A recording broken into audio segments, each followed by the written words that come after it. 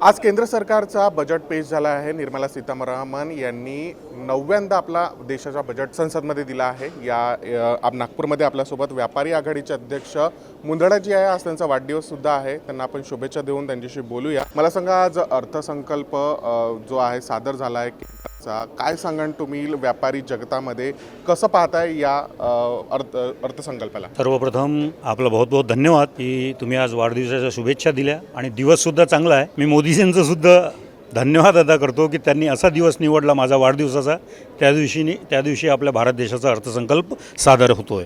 असं आहे, आजचा आपण अर्थसंकल्प पाहिला आहे लाईव्ह। त्याच्यामध्ये आपण हे पाहतो आहे की डायरेक्ट टॅक्सेस, इनडायरेक्ट टॅक्सेस याच्यामध्ये पुष्कळ प्रमाणात शिथिलता त्यांनी दिलेली आहे। आता असं आहे की फायनान्शियल इयर 2025-26 पासून एक नवीन ॲक्ट जो आहे, इन्कम टॅक्स ॲक्ट 2025 हा इंट्रोड्यूस झालेला आहे। या वर्षापासून तो लागू होत आहे आणि याच्यामध्ये त्यांनी टॅक्सेशनचे रेट्स म्हणा, TDSचे रेट्स म्हणा, त्याच्यानंतर प्रत्येक सेक्टर आपण पाहतो आहे त्याच्यामध्ये सुद्धा त्यांनी शिथिलता दिलेली आहे।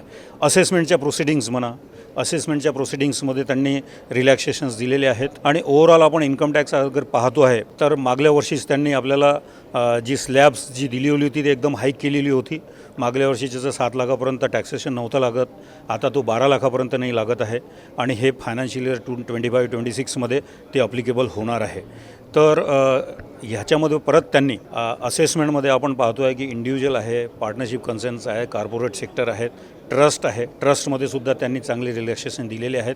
आता असं आहे की जोपर्यंत आपण डिटेल वाचत नाही आहे याला बजेटला, तोपर्यंत त्याच्यातल्या ज्या बारीकाई आहेत त्या आपण सांगू शकणार नाही सध्याच्या परिस्थितीमध्ये।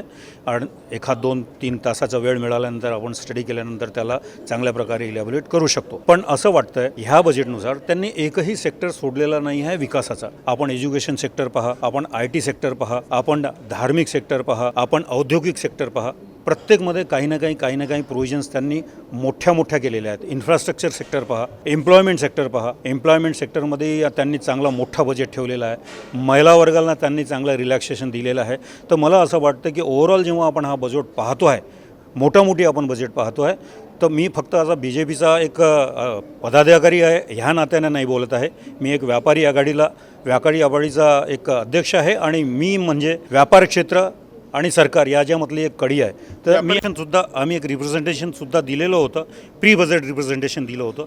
त्याच्यामध्ये आम्ही पुष्कळशा डिमांड केलेल्या होत्या। त्याच्यामध्ये डायरेक्ट टॅक्स म्हणा, इनडायरेक्ट टॅक्सेस म्हणा, आम्ही हे केलं होतं की भाई दो रिझिम्स आहे, न्यू टॅक्स रिझिम, पुराणी टॅक्स रिझिम, तर ह्याच्यामध्ये सुद्धा तुम्ही आम्हाला रिलॅक्सेशन द्या। टॅक्स ऑडिटची लिमिट तुम्ही वाढवा, रॅशनलायझेशन ऑफ इंटरेस्ट आणि पेनॉल्टी जे आहेत हे तुम्ही करा। TDSचे रेट्स जे आहेत, TDSमध्ये जे लेट झालेलं आहे पण पेमेंट, त्याच्यावर 2-3 महिन्याचा व्याज लागतो आहे। ॲडव्हान्स टॅक्स आपण भरतोय, सरळ 3 महिन्याचा व्याज लागतो आहे।